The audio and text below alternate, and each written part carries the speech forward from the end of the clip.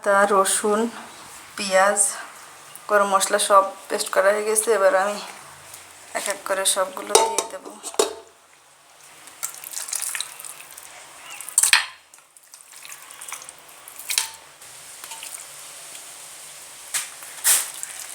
এবার পেঁয়াজ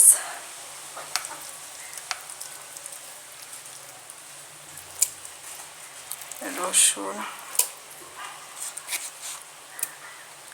আদা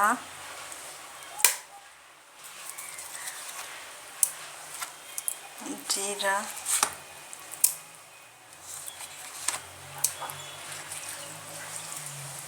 অল্প কিছু গরম মশলা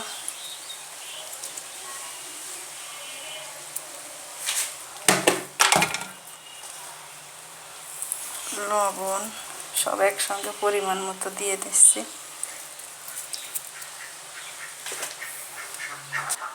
হলুদ শুকনো মরিচ গুঁড়া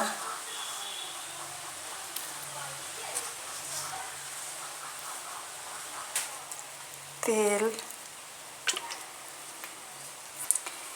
একে একে সব উপকরণ দেওয়া হয়ে গেছে। এবার আমি এটাকে একটু মেখে নেব।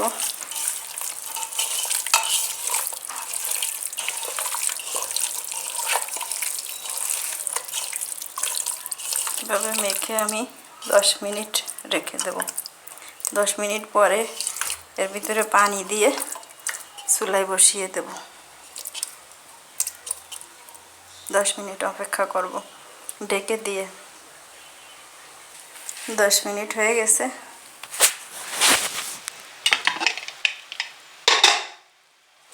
এবার আমি এর ভিতরে পরিমাণ মতো পানি দিয়ে দেব। যেহেতু এটা ভুনা ভুনা হবে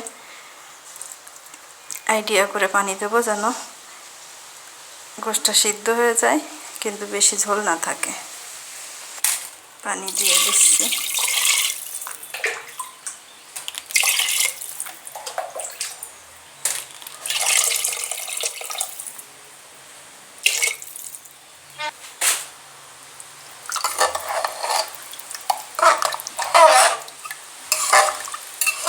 এবার এটা ঢেকে চুলায় বসিয়ে দেব।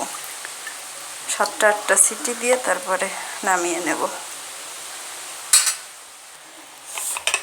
এটাকে চুলায় বসিয়ে দেব।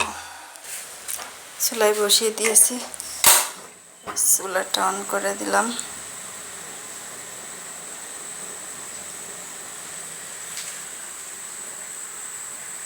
ছয়টা 7টা সিটি দিয়ে তারপরে আমি এটাকে নামিয়ে নেব।